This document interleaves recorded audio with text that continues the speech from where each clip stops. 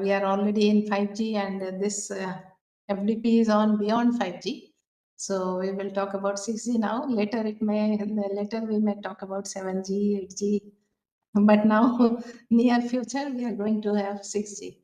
So the future intelligent 6G is said to be an intelligent network because we are going to have to introduce intelligence into the system. And this is a highly integrated AI-powered system connecting everything through advanced wireless technology. So far we were telling connecting everything, but now we are telling connecting everything intelligently for 6G. And the key aspects are creating an intelligent network of everything. So that we need to have unprecedented speed. We don't want latency like we got just now. So ultra low latency is required, and then reliability to support the applications like autonomous systems and immersive virtual environments. So this evolution requires some technologies like one of the most important is artificial intelligence and machine learning. Then also we need integrating the sensing capabilities and spanning terrestrial, air and space networks for seamless coverage. And we also need to look into the role of UAV, unmanned aerial vehicles, terahertz communication, intelligent configuration and configurable surfaces, and many other things. So we'll see what are the others. So the core characteristics for 6G and the goals for 6G are we need an intelligent network for everything, of everything. So whatever you want to connect, we want to connect almost all the devices, and they should be connected seamlessly, and the physical devices and the people through their device again, maybe your mobile or laptop or any smart device, and all the physical devices and the activities, everything needs to be connected. And 6G will be designed with AI at its core. So network itself is empowered by AI for autonomous and efficient operation. And one key advancement is integrated communication and sensing. So far we were using different systems for sensing and communication. For sensing, we need some sensors, and then this sensor data are collected somewhere and then they are communicated. But 6G, for 6G, we propose an integrated communication and sensing. So the communication system itself will sense the data and communicate it to the desired users. Then, of course, we need ubiquitous and 3D coverage. So these are the key technologies. As we have seen, AI and machine ML is required for network management, optimization, security, and enabling new applications. And then integrated sensing and communication is needed to create a more aware network and to use the resources more efficiently, because the resources will be now shared for both sensing and communication. And then it will also use reconfigurable intelligent surfaces, which are the surfaces which can intelligently manipulate radio waves to improve the network performance. So here we have both active or passive surfaces, and they reflect the data so that the received signal quality improves. So this way the performance is improved. Then we need more advanced coding and modulation techniques. And digital twins are also important. The use of real-time digital replicas of the physical systems will be used to improve the network management and design issues. So the potential applications of 6G will be in the autonomous systems like self-driving cars and drones, and then in immersive virtual environments and metaverse, smart city and smart industry applications, and advanced healthcare systems. The major challenges here are security and privacy is a major challenge, because the integration of AI and expanded attack surface requires new robust security architectures. Because you are using AI, there is a chance of the data being leaked. So we have to use some methods so that security is enhanced. Then energy management is also important because now there are so many devices using the energy. So we have to use it efficiently so that the consumption will be less. You don't have to charge the devices frequently. So this is a critical goal. Then spectrum challenges are there because the spectrum is limited, as we know, and we need more. We are going to have more and more applications, and all of them need some bandwidth. So now we try to utilize new and higher frequency bands, but there are other design challenges, design of the antenna, and then as you go for higher frequency bands, as the signals will not be, the coverage reduces. Signals are not able to travel into a faster, to a longer distance.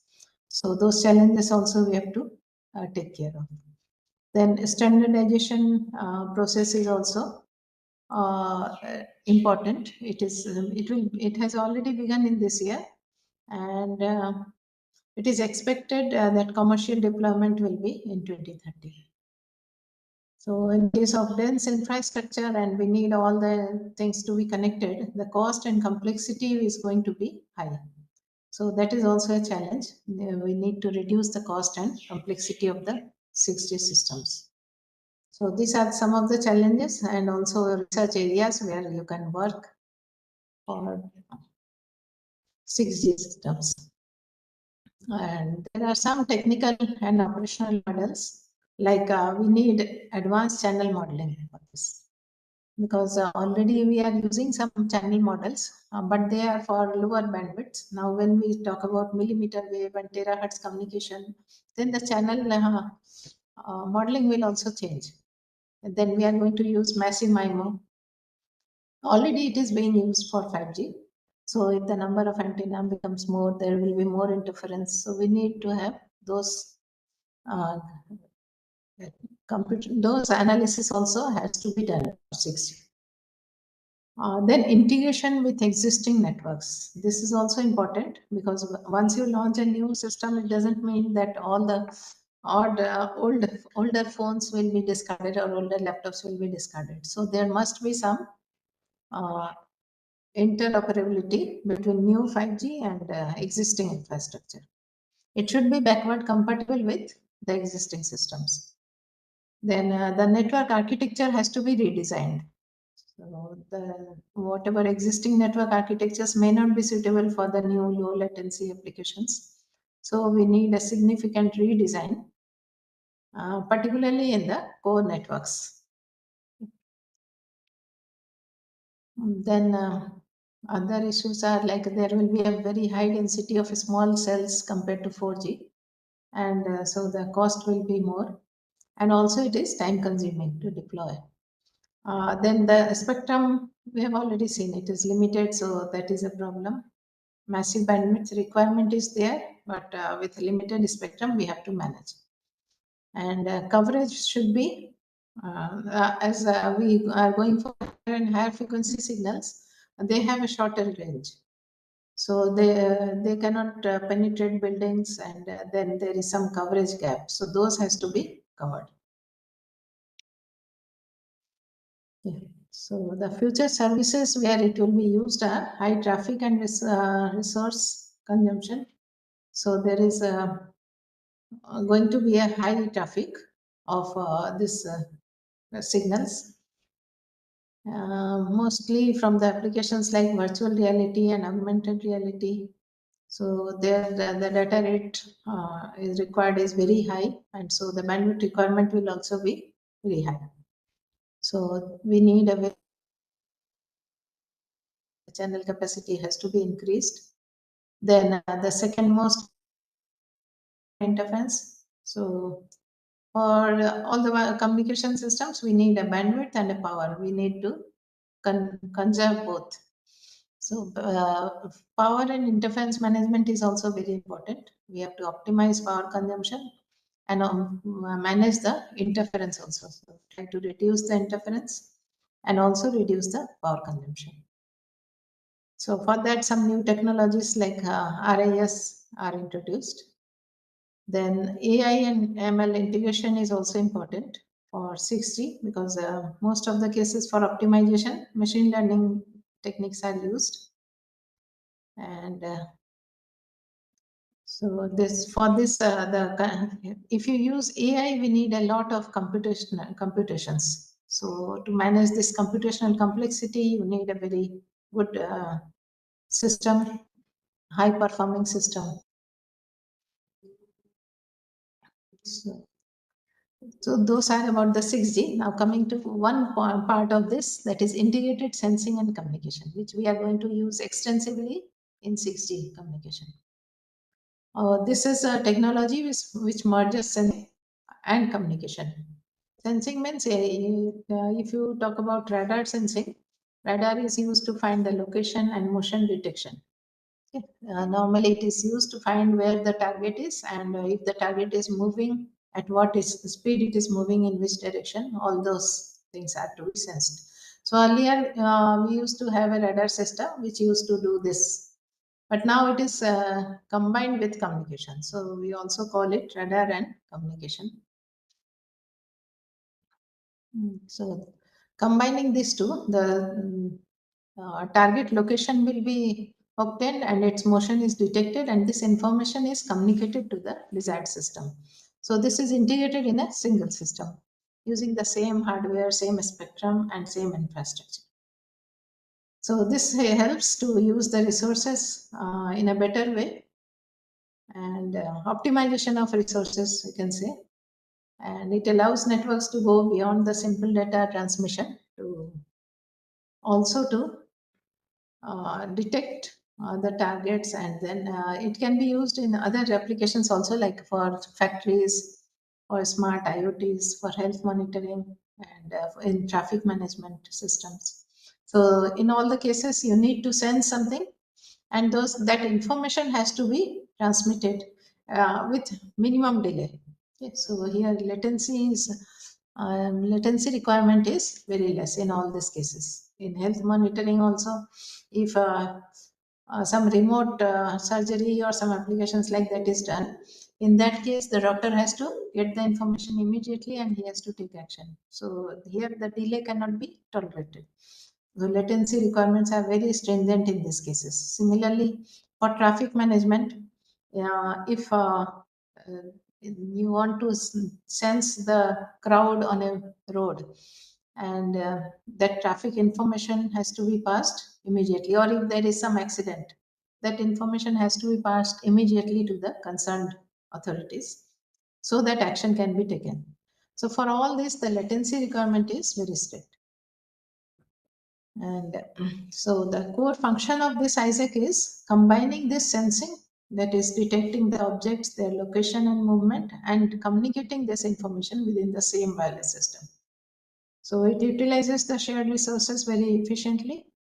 And the resources are the hardware, that means the system, the transmitter and receiver, as well as the spectrum and the infrastructure for both sensing and communication. So the applications are, as we have seen some of the application, they may be smart factories, home security system, and a smart traffic monitoring system. It can be in the field of health monitoring. So remote patient and environmental monitoring can be done. Enhanced communication. So again, the location of some target has been obtained and it has to be communicated immediately. So there it can be used. Then automotive safety. So if you can detect the object and communicate it immediately, we can provide safety features for the vehicles.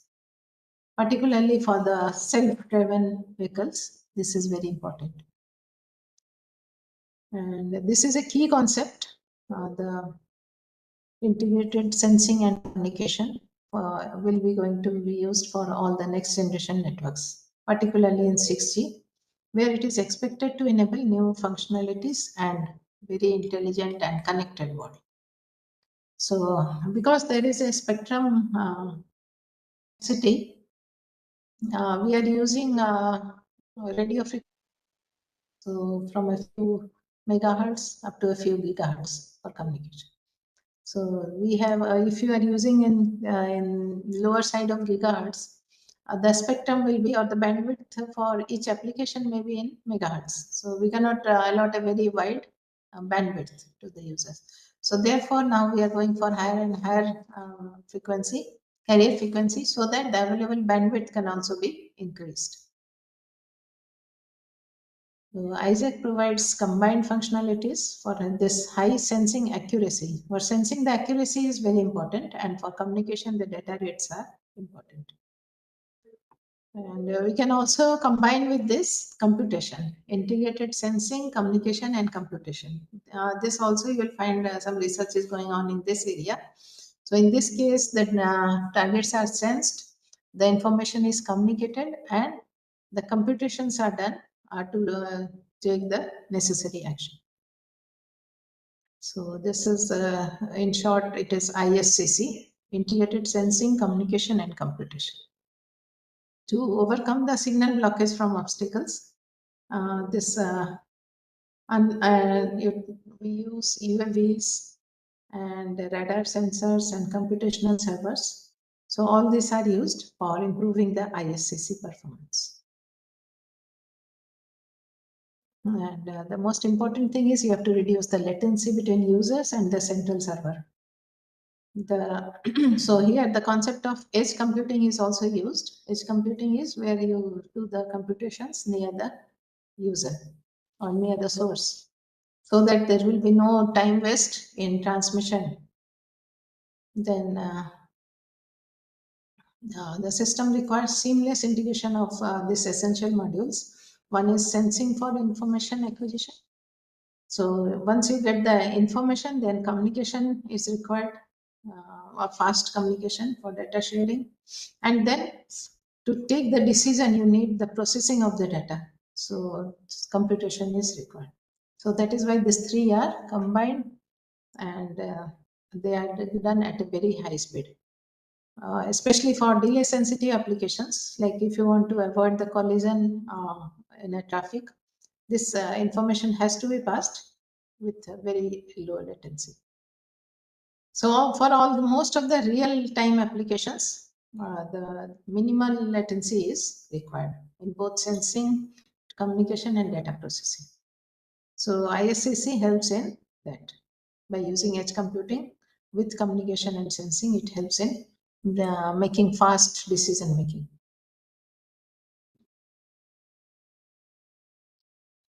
So this the motivation of this integrated sensing and communication came because there is a spectrum scarcity, and there is a need for joint radar communication, because there is an explosive growth of wireless devices and mobile services, creating severe spectrum congestion.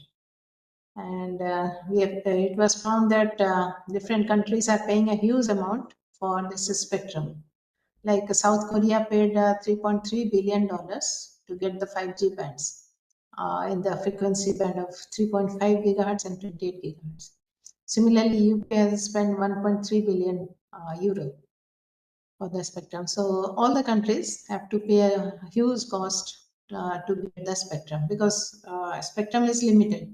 So everybody wants to use some part of that 5G spectrum, so that they can transmit at high data rates, and that becomes very costly. Then other things are IoT devices, device explosion. Gradually, the IoT applications are increasing, and the number of sensors are increasing, which need to be connected to some system. So by 2030, it is predicted that 24 billion active IoT devices will be there, and they have to be connected to some system. So for that, this will be very helpful. If you can integrate the sensing and communication, all these IoT devices, the sensors, they can communicate directly to the system. Then it also demands massive additional spectral resources if we don't have the communication facility.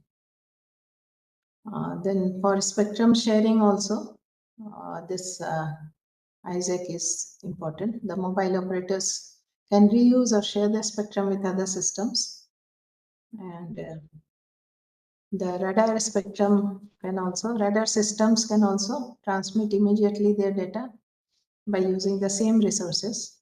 And this enables efficient spectrum sharing between radar and communication. So you can also call it joint radar communication, JRC, or integrated sensing and communication.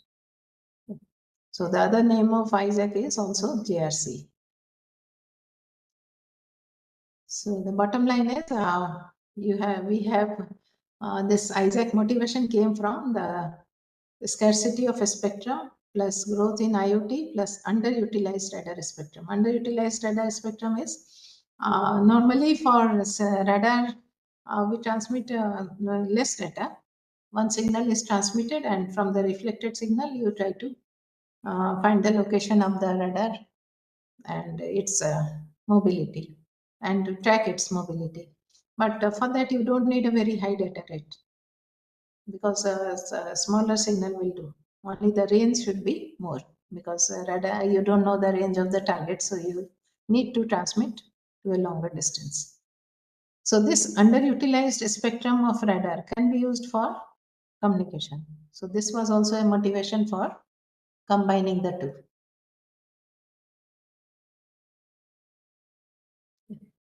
So, integrated sensing and communication is defined as a paradigm that unifies radar sensing and wireless communication into a single system, sharing the spectrum, hardware, and signal processing resources.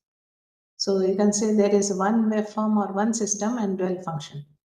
It has the sensing capabilities like targets can be detected, the range of the target can be estimated, and its velocity can also be measured. So all these are the functions of a radar, and the angle of arrival is also measured. And the communication functions are to transmit this information and connect the desired users, then coordinate with the network, and mobility management. If the users are moving and the target is also moving, you have to manage that so that the data reaches the desired user with minimum latency. So these two functions are combined now. So evolution, this is an evolution from separation to integration. Earlier we had separate uh, things for detecting and communicating. In case of 5G also, we have separate radar systems and communication systems. And so there is independent spectrum allocation for both. The hardwares used are different. For radar, you need a transmitter and a receiver and then processing units. And for communication, it is separate. There was no coordination between these two. So the limitations here are spectrum will be utilized for both. So there will be a shortage of a spectrum. The hardware cost increases. The energy is also energy use is more, and there's less coordination between the two. Whereas in case of integrated sensing and communication, these two are combined, so the spectrum and hardware are shared. Joint optimization is done for both, and there is an intelligent coordination between the two. So as soon as you detect some information, it can be immediately transmitted. So the obviously we have the advantage of spectrum efficiency. The cost is also reduced. There is some saving in energy, and the performance improves. So the goal of this ISAC is to unify this to sensing and communication.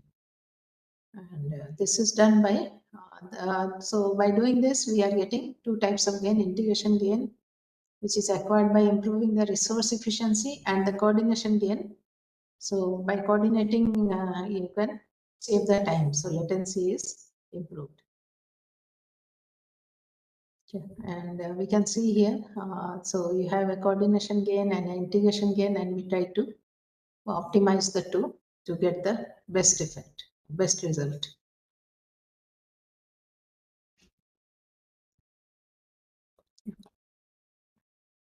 So ISAC includes joint radar and communication, and it includes integrated localization and communication. So we can have now device free sensing, or we can also have device based sensing. So device free sensing is where you do the sensing using some transmitted signal, Wi-Fi signal or some other signal you are transmitting, and from the reflected signal we try to locate the position. Yeah, again, this device-free sensing is of different types. We can have phased array radar, which can be monostatic or bistatic. We'll see what are these. And we can also have MIMO radar, which can be co-located or distributed radars. And then we can have phased MIMO radar.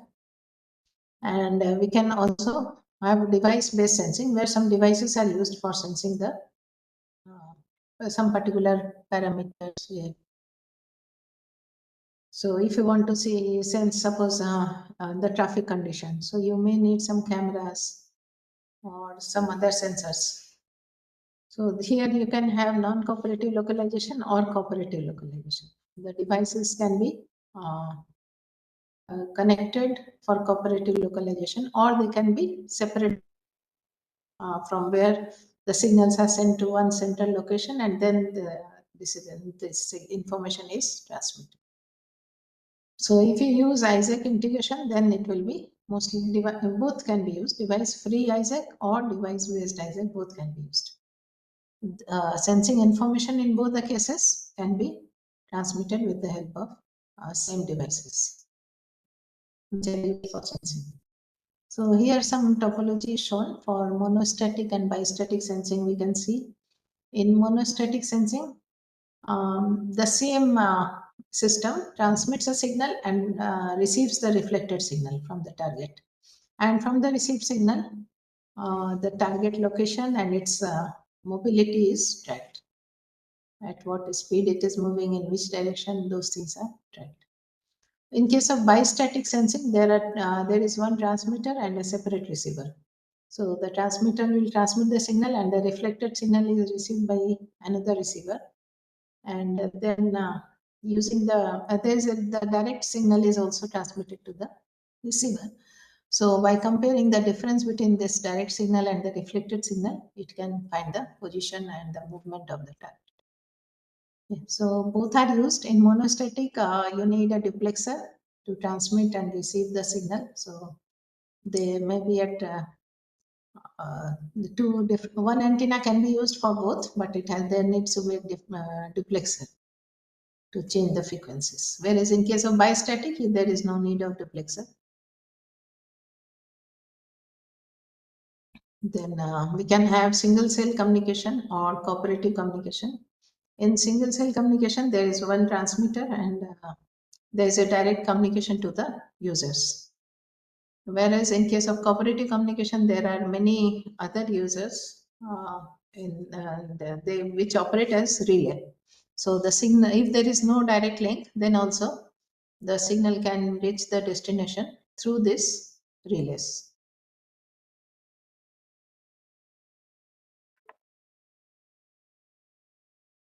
So there are two main categories of this joint radar and communication: coexisting radar and communication, and dual function radar communication. In case of coexisting radar and communication, the same frequency spectrum is shared by both.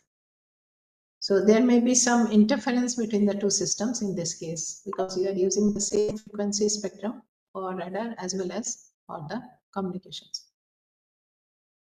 So now here we have to do some research to mitigate the interference by using some techniques like beamforming techniques can be used, which transmit the information in a particular direction. And we can enable new integrated sensing and communication systems, which will use a single platform using the same frequency, but by minimizing the interference. The advantage here will be resources or the spectrum utilized will be less. But there are challenges again, because you have to deal with the interference. So always, if you have some advantage, there is always a trade-off. Then we can have coexisting. Okay, this is the coexisting radar and communication figure. So here we can see the same frequency is used for communication signals. The base station is transmitting to the user, and radar is also using the same frequency to detect the target. So because they are in different directions, so we can use beamforming and transmit at same frequency. And this way the interference can be minimized. In dual function radar and sensing systems, there is a single device, same waveform is used, but the frequencies used are different. So this integration increases efficiency, hardware, power, and spectrum resources are minimized.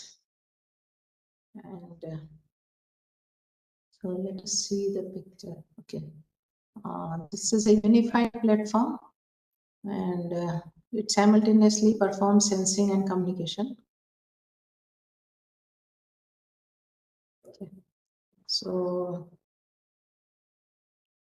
here different waveforms are used. OFDM or OTFS, this type of waveforms are used where subcarriers can be shared by this for communication and or sensing. And in some systems, MIMO radar arrays are used to transmit and receive the signals. So if you use MIMO, you can use beamforming and special multiplexing. So this is one dual function radar communication where you have many radar systems. The same base station is transmitting to many radars as well as transmitting to the communication user. So we are utilizing the or we are optimizing the use of the resources. So this is the main advantage of this DFRC. Resource efficiency is better. It reduces hardware complexity, the power consumption, and the cost compared to using separate radar and communication.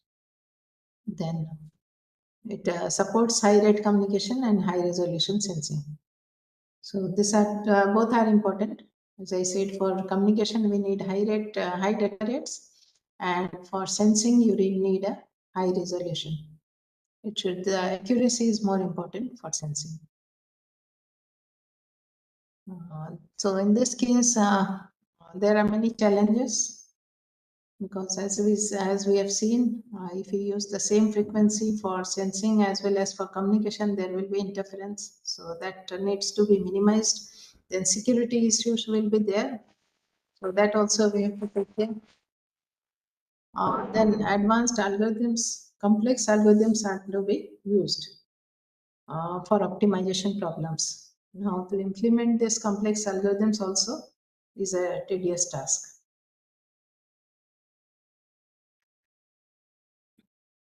So this is a topology for complete integrated sensing and communication system.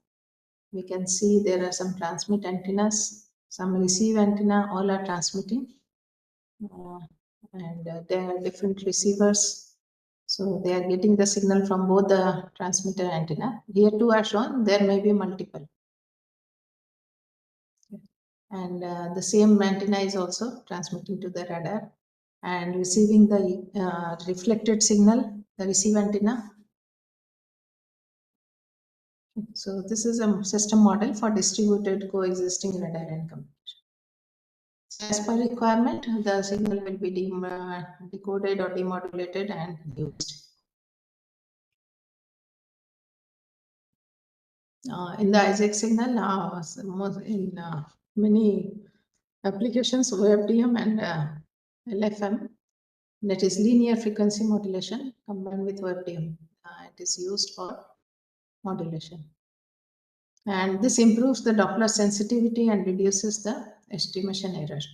So Doppler sensitivity is very important. If the target is moving at a fast rate, then there will be a high Doppler shift. So you have to detect the mobility properly.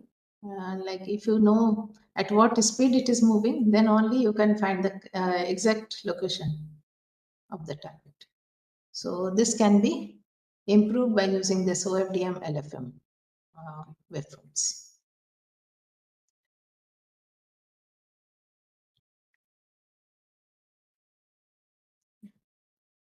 Then the signal structure and pilot design. Here, pilots are used for synchronization or channel estimation. So, in general, also, I think you must have read about pilot. So, in most of the cases, along with the data, pilots are transmitted so that channel estimation can be done or synchronization can be done at the receiver. So, first you transmit pilot and do the channel estimation and then transmit the data. So, in this case, also pilot signal has some benefits like using the pilot, you can do the radar sensing, and the same pilots can be used for other uses like channel estimation and synchronization also. So high power, excellent sensing performance can be obtained by transmitting good quality pilots, and we can have strong anti-interference capability because you are using now at different times. First, you are transmitting pilot and then the data. So pilots can be used for detecting. So there will be no interference among these two. Then we need good autocorrelation characteristics for the pilot. So this will increase the radar target detection accuracy. Because in the receiver, you are going to correlate the received signal with the transmitted signal. So if the autocorrelation is more, you can get a better received signal. So for radar, that is very important. The transmitted pilot should have a good autocorrelation characteristic. Very high autocorrelation and low cross correlation should be there. Then performance optimization strategies are there, like you form the pilot structure and resource allocation is done so that the performance can be optimized. Optimized means you want a very good data rate as well as a very good sensing technique. So there are many optimization techniques which are used to obtain both of this with minimum resources.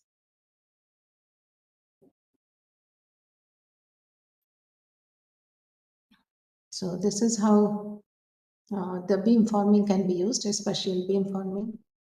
You can see that there is a system on the ship which is transmitting for radar signal. Narrow beam widths, beam forming is done, and if there is a target, it will receive the signal and detect. And using the same frequency, the cellular network is also transmitting. They are also using beam forming for the users in that particular area.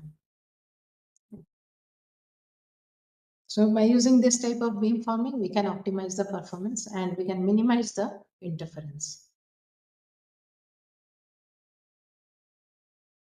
So here an array of antennas are used to focus the radio waves simultaneously for both communication and sensing. And now this beam forming designs are also, they also need to be optimized so that interference is minimized.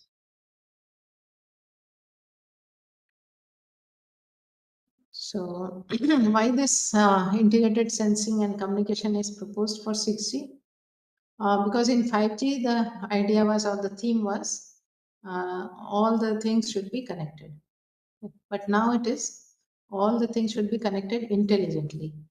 So for connecting the intelligently, we need to transmit some extra information. So for that, you need more spectrum. So there was a spectrum scarcity, and the sub 6 gigahertz bands which were used earlier, they are congested. So now we are going for millimeter wave, which is from 24 to 100 gigahertz, and then terahertz band from zero point 0.1 to 10 terahertz. So in these two bands, you can get more bandwidth, and we have to design for efficient utilization for both these waves. Then the emerging applications demand and most of these applications are on autonomous vehicles, smart factories, and some UAV networks. So in all these cases, you need the intelligent sensing and then transmitting this information to the system, desired user. So that is why this combination is required, sensing and communication. And we also need more energy efficient systems. So that can be done by combining the two effects. It is found it can reduce the cost by sharing these transceivers. 30 to 50% power consumption is reduced, and 2-3 times the spectrum efficiency is improved.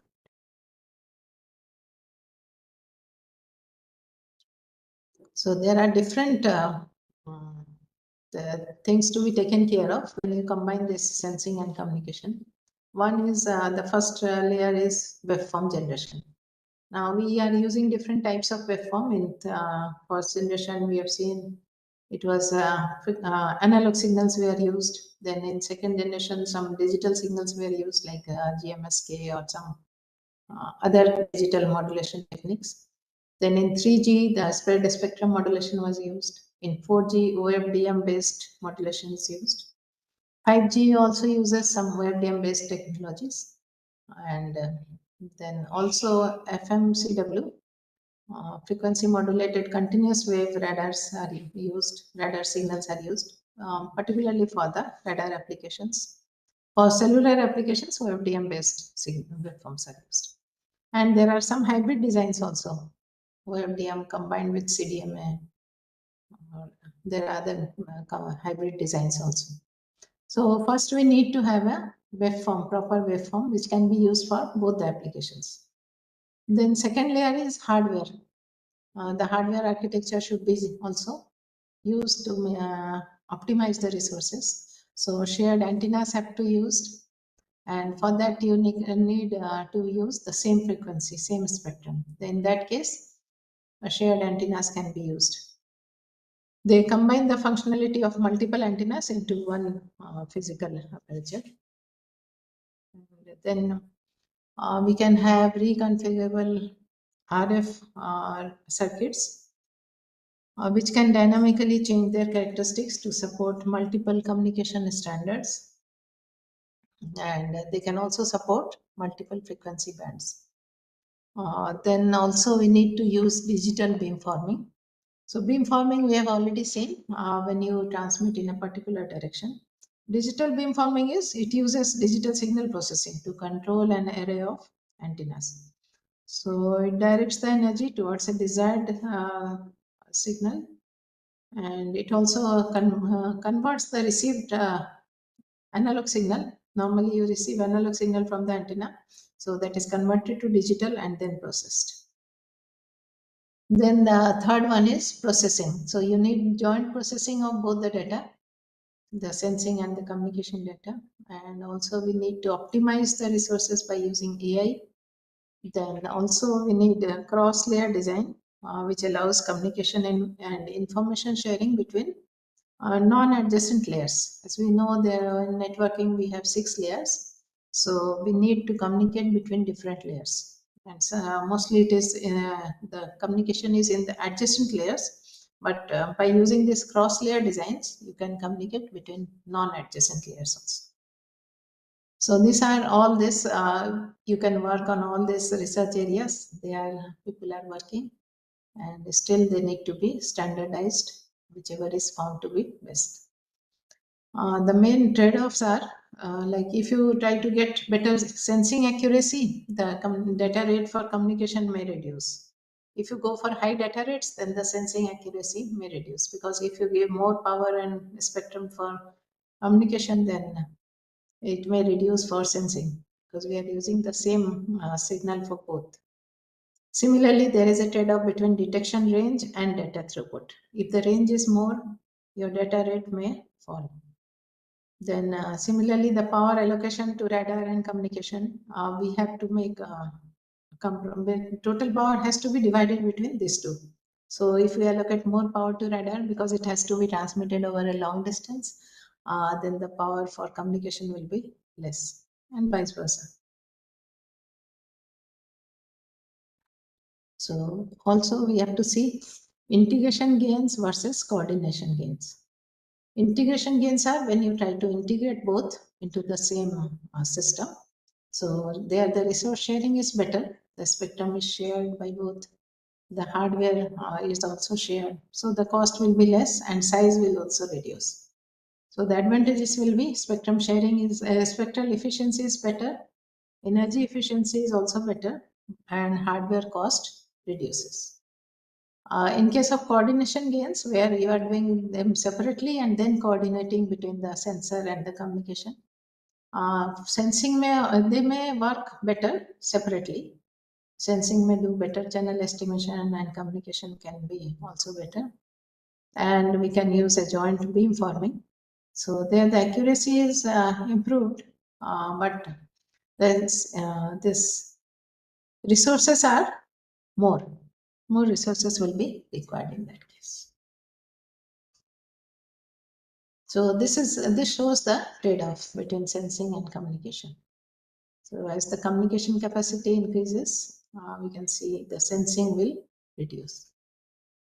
So there is no optimal point, single point optimal for both. We can have this area that is shaded in yellow. That is the achievable region where you can get the best of both. Not a single point, but entire area you can try to use with some trade-off between capacity and the sensing.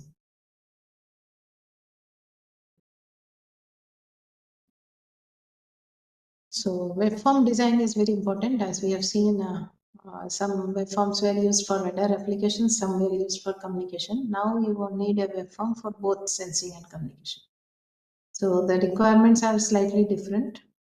In case of radar, we need a high range resolution, lower side lobes, and good Doppler tolerance, because the range is normally more in case of radar. And if a target is moving at a high rate, the Doppler shift will be more. So that is also important. And we also need to reduce side lobes to reduce the interference. Whereas in communication, the requirements are high spectral efficiency. Range is not always important because you may have some repeaters or some relay type of thing which can communicate over long distance. Low PAPR is there. It's also a requirement because if PAPR is high, we need a more expensive amplifiers. Yeah. And we also need it to be robust to multipath. So traditionally, in case of radar, the waveforms used are frequency modulated continuous wave chirp waveforms are used, and also the pulses are used, compressed pulses are used. Whereas in case of communication, OFDM is used for 5G new radio, for downlink, and for uplink, single carrier FDMA is used.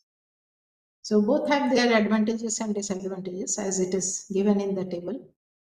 For frequency modulated continuous waveform, the range is better, range resolution. It can go to a high range, and you can still get a better reflected signal. But the Doppler shift is not very good in this case, and data rate is also low. Whereas if you use OFDM, the range resolution is not very good, but Doppler shift it can uh, do better, it can detect it better, and the data rate is high.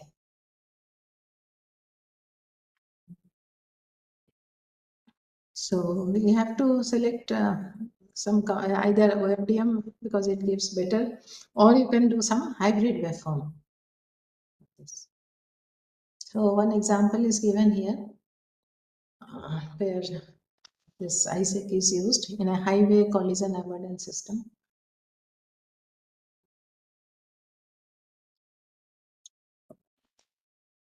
So if you are traveling at a speed of 120 kilometers per hour and the carrier frequency is 28 gigahertz, so wavelength is found to be 10.7 millimeter and the bandwidth is 100 megahertz.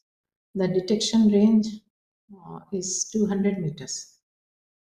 So from this we can find the performance metrics to range resolution is defined as the speed of the signal divided by the total bandwidth. So it comes to 1.5 meter. And if your range is 200 meter, then it can easily meet the requirement, this system. Then Doppler shift is found to be 6.2 kilohertz. So that is also within the like bandwidth is 100 megahertz plus minus 6.2 kilohertz shift will be there. And the round trip delay will be 1.33 microsecond. So if the requirement of delay is at within this 1.33 microsecond, then it is not acceptable. If the delay is tolerable, then it is okay. And data rate by using QPSK, we can get up to 100 megabits per second. If you go for higher modulation, it can be still more.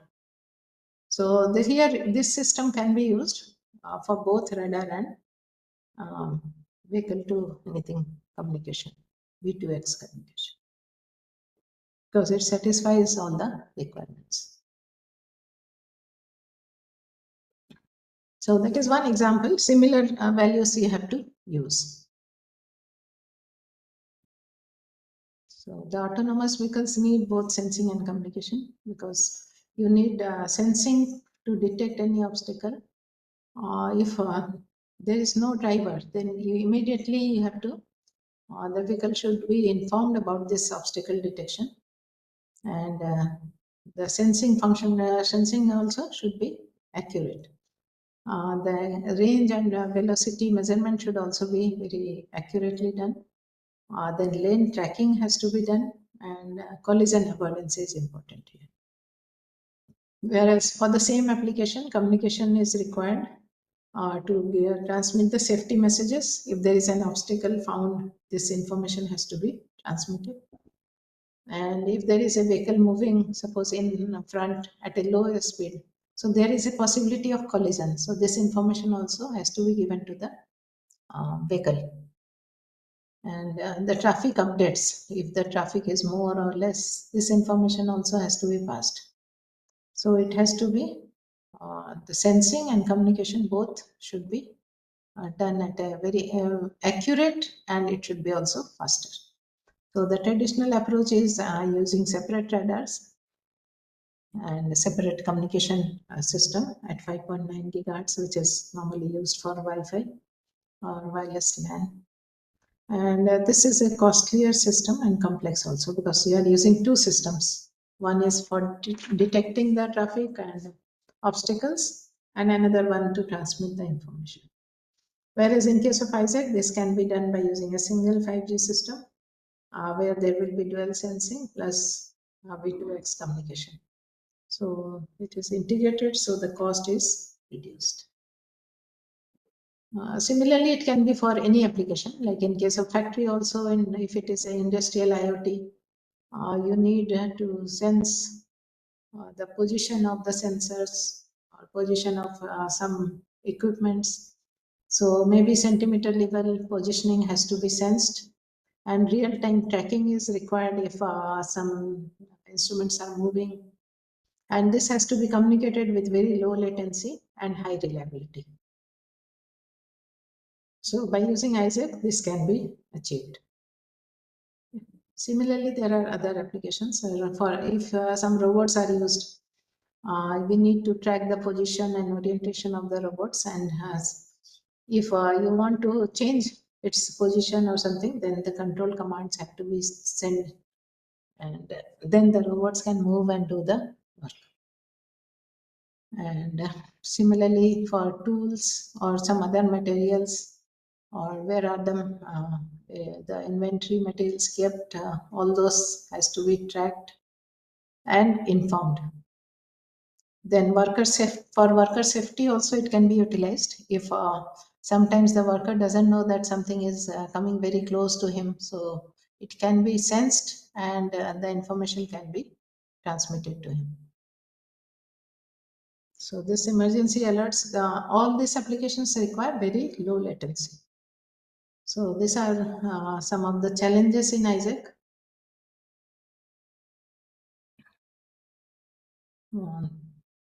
There are significant issues like waveform design. As we have seen, there are different types of waveforms used for radar and communication. So for radar, PAPR should be high, whereas for communication, it requires to be low. Bandwidth radar requires a continuous bandwidth, not very high bandwidth, but it should be continuous. Whereas for communication, you require a higher bandwidth, and it can be flexible, not necessarily continuous, but it should be higher bandwidth. So we have to find a solution for this. So these are some open research areas. You need to find an adaptive waveform which can be used for both. And dual blind deconvolution is used. So here the unknown signals require innovative approaches. And in this technique, particularly simultaneously an unknown signal and unknown channel can be uh, detected from the received signal. Normally, what happens is we do transmit pilots which are known at the receiver, and using those pilots, you estimate the channel, and then using those channel estimates, you try to detect the signal. But in dual blind, you don't know about the channel or the signal. There is no information, and both have to be detected. So these are obviously some complex techniques are used. So when neither the pilot nor the signal is known at the receiver. Then anti-noise capabilities are also low. Resource allocation complexity is also important. When while allocating the resources for sensing and communication, the proper allocation has to be done, and a multi-dimensional optimization is required. You have to optimize the power resources, the spectrum resources, time, beams, beamforming. All those have to be optimized. So these are, it is called NP hard problem, which is a computational problem which is very hard to solve. It can be solved by using deep learning or by using game theory. Then processing and synchronization challenges are there. So we have processing complexity, because when you use high AI and you have very high computational complexity, so you need a very good processor. There may be some quantization errors. So iterative signal processing methods can be used here. Then synchronization and security issues are also there, because when you are transmitting OFDM signals, those who have worked in OFDM, you might be knowing that carrier frequency synchronization and phase offset synchronization is very important in OFDM. Otherwise, the different subcarriers will lose the orthogonality, and you cannot detect the signals properly. Error will be more. And also we need clock synchronization to detect its symbol properly. Then there are security and privacy concerns also. So that is there in all the cases. So here also security issues are there.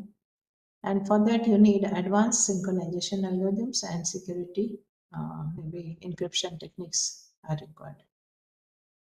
Also, if there is a high mobility, if the vehicle is moving at a very high speed, then the beam forming becomes difficult, because it has to track the vehicle, and the beams have to move in the direction in which vehicle is moving at the same speed. So beam training is required in that case, training and tracking. Then ultra low latency requirements are there. Even with high mobility, we cannot afford to have latency. So these are also some critical design challenges. So there are joint design approaches, because it is both are used jointly. So we can have resource sharing, time, frequency, and space partitioning can be done. Orthogonal allocation can be done. That means different time and frequency, different times slots can be allocated for sensing and for communication, or different frequency bands can be allocated, or different space antennas. But in this orthogonal allocation, the advantage is it is simpler to do, but not very optimal use of resources is done here, because you are allocating different resources for different applications. If you can do co-design, in that case joint waveform optimization can be done and single signal can be utilized. So this will give a better performance, but complexity will be more. And the joint optimization techniques are used where you can optimize both.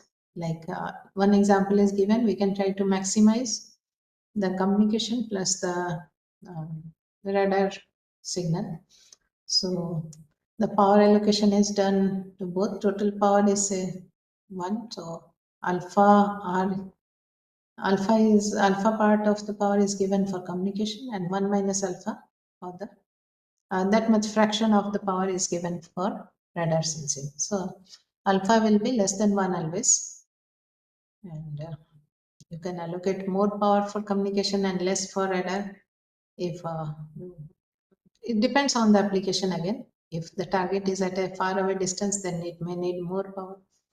So, but we have to ensure that the power allocated for the communication is greater than the required data rate. Uh, our communication should be greater than minimum data rate. And SINR for that radar should be greater than the threshold SINR. Because if it is less than that, then the detected signal is of no use. So ensuring these two, based on these two conditions, you have to optimize the power. So this is a complex problem, but it gives good results. Okay, so you have to maximize jointly alpha into R communication plus 1 minus alpha into R of that detected signal of the radar. So we have to do the power allocation, the spectrum sharing, the time also should be shared, and the special beams also has to be shared by both. So this becomes a multi-dimensional optimization problem.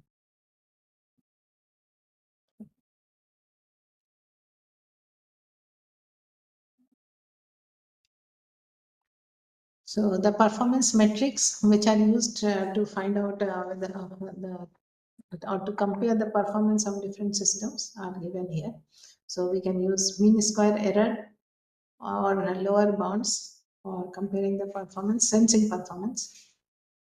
So for the sensing applications, range, velocity, angle, these are important. So you can find the estimation accuracy for this performance, and also we can find the lower bound. So other sensing metrics are range resolution, detection probability, false alarm probability. So range resolution is ability to distinguish targets at different distances.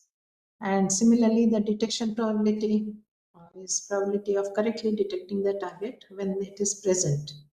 And false alarm probability is probability you have detected a target when no target exists. So this should be low. Ambiguity function is time frequency autocorrelation characterizing resolution. So all these are some sensing metrics. Similar to this, we have some performance metrics for the communication part. So there you need a high data rate. So you need more capacity. As we know, the maximum capacity is given by Shannon capacity. So you try to maximize the achievable rate to that. Now here also we have different capacity definitions. For time varying fading channels, ergodic capacity is defined, which is taking average over all the channel states.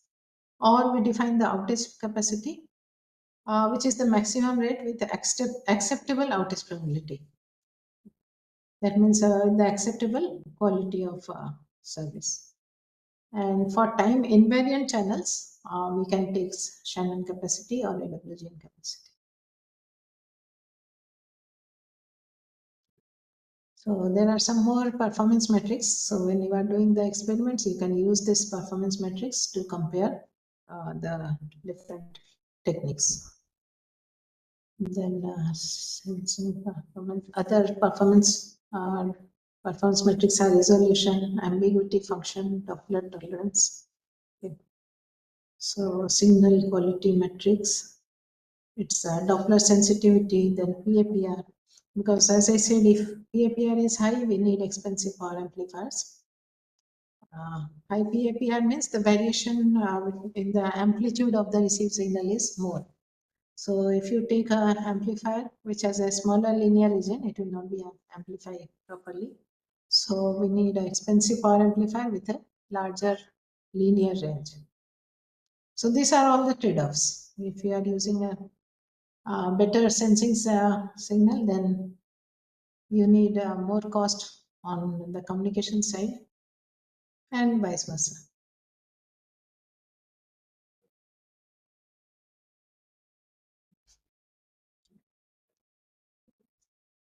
So these are the radar performance metrics. We have already written here. Here it is a summary of those metrics. So channel capacity of fading channels are in two types: fast fading channels, slow fading channels. So you can do for both. We can find the capacity with the channel state information at the receiver, channel state information at the transmitter. Then if you have this information at both receiver and transmitter, and another is capacity with no information at transmitter and receiver. So in all these cases, you will find the capacity will be different. And obviously, if you have the channel information at both transmitter and receiver, will get the best capacity, best ergodic capacity. And if you don't have any information, then it will be worst. And it will be somewhat in between. If the capacity is with transmitter, it is slightly better because transmitter can use the information, channel state information for transmitting the signals. So by transmitting say more signals on the better channels and less signals on the worse channels, it can improve the capacity. So this way the channel information helps in improving the.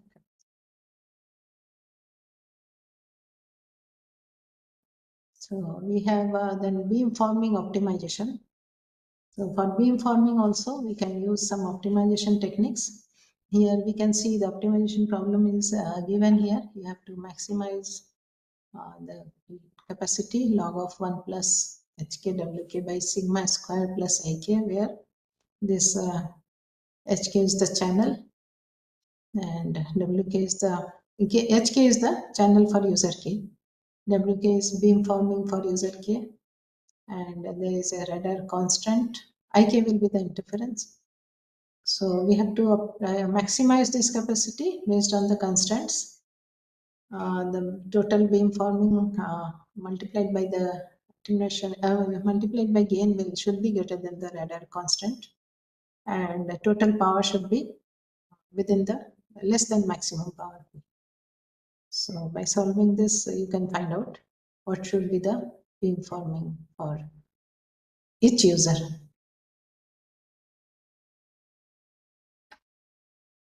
And there are other techniques which are used. Software defined radio is used. Zero forcing equalizers can be used. Then successive approximation technique. Then deep learning methods can be used. So all these are used to get a better optimization. And this is for the communications. So this way we can have a optimization technique. So the resource management framework consists of all the physical layer where we deal with the waveform design, beamforming, power control, all these things. Then also in the MAC layer where scheduling, access control and resource allocation is done. And in the network layer where routing, mobility management and handover is done. And there can be cross-layer optimization. Joint optimization can be done across these layers to get the best performance.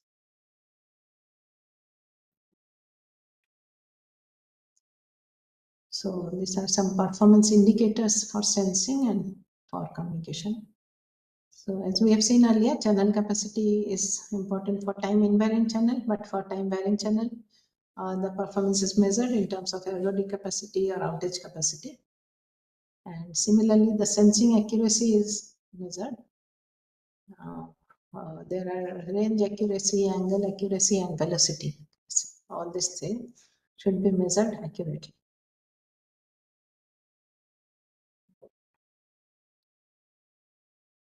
So we need a different channel access. It can be independent or redundant for communication, or it can be coordinated, or it can be joint, or it can be shared. Okay. So we can have separate transmitter and receiver, or same transmitter and a common receiver which can receive multiple signals, or we can use the same receiver to receive all the signals. So these are the different types of options available which can be done. And of course, we have to select the best one which uses the minimum of the resources by giving, and at the same time giving the best results. So different approaches are there. Some resource management techniques are already, some studies have been done and they have been compared. So if convex optimization is used, optimality is good, high, complexity is also more, and scalability is low, and it cannot be used for real-time application because it takes some time. Complexity is more, so computational time will be more. Whereas if you go for game theory and deep learning, they can be used for real-time applications. There the complexity is less because they are faster, so they can compute faster and give the results. Then you can also use some heuristic approaches where the optimality is not very good, but real-time applications it can be used. Or we can use hybrid, some combine some of these techniques and use it.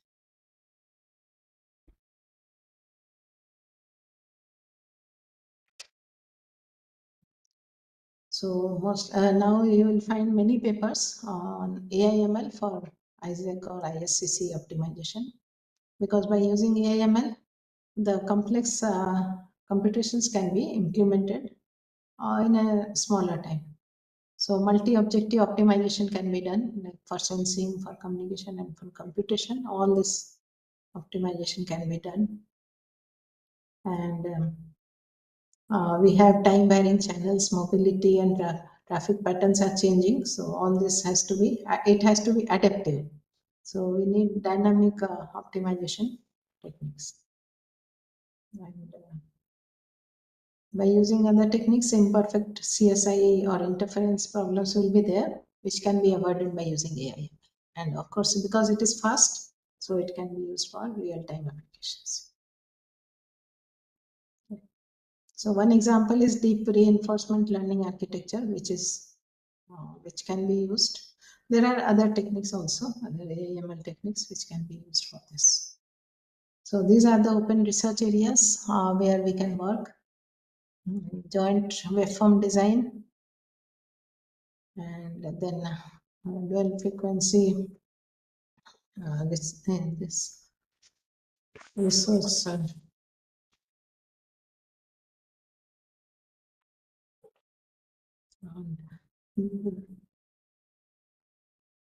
DFRC signal design, then angle estimation versus overhead trade-off, and you can also work on multi-object detection with using deep learning.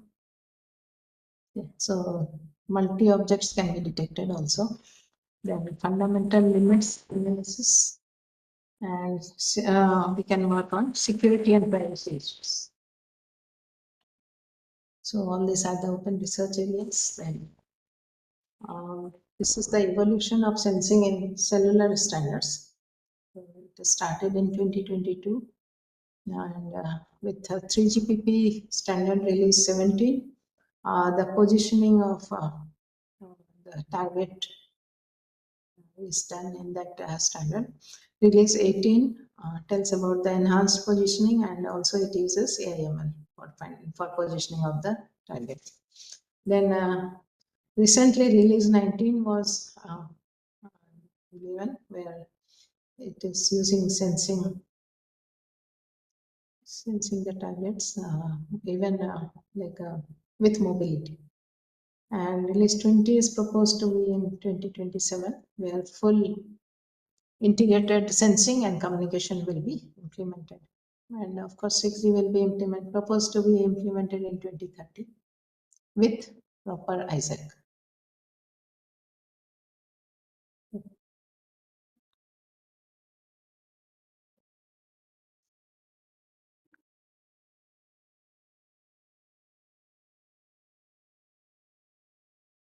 So 6G will be enabled by ISAC, terahertz communication, and IRS will be used for this. In fact, many people are working on IRS with ISAC, and we also use software-defined radios can be used for ISAC with ISAC. So it gives a better flexibility, and it is adaptive, and then it is also cost-effective.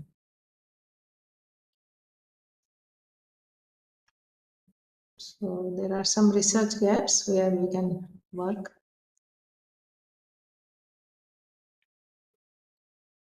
So there is limited multi-UAV collaboration.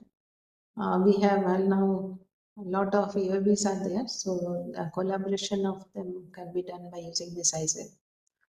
Then resource where aware optimization can be done, where the resources can be optimized. And then there are scalability issues, and of course you can find some practical metrics, performance metrics for using this. So all these are the future research areas where we can work. And one thing is clear, that ISAC is essential for 6G, because in 6G you need to transmit all the information without delay. And there are multiple topology options available. So we can use one of this. And there are many challenges in the implementation, so it needs to be worked upon. So ISAC represents a paradigm shift from separate systems to unified intelligent networks, which are needed for 6G communication. And we can extend this to ISCC in integrated sensing, communication, and computation by using edge computation. And it will reduce the latency also. So there are various opportunities of research in this area. So there are many challenges, but they are going to be solved, and you will see by 2030 it will be implemented. So by the time we think of doing something in this area, you will see that it is implemented. So it is time to start early. These are the references that we have followed. So thank you. There is time for some questions.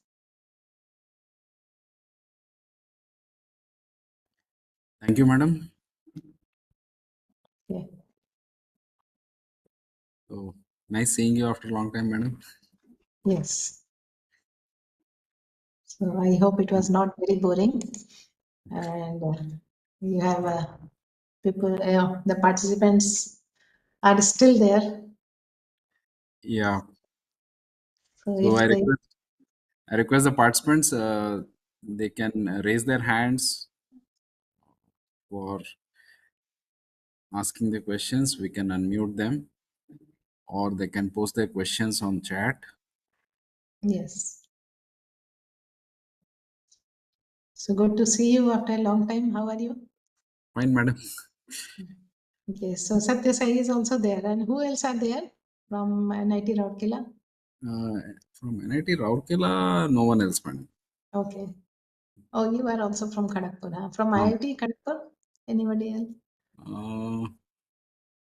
No. Okay. Most of them are at IIT Patna or NIT Patna. I think many people are there. Huh. In in new NIT or IITs, most of them. Yes.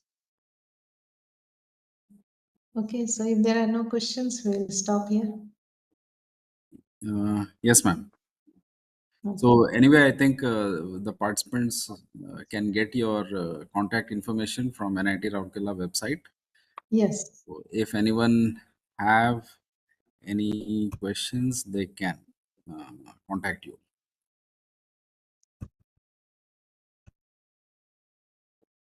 Okay. Okay, madam. Thank you, madam. Okay. Okay. Thank you.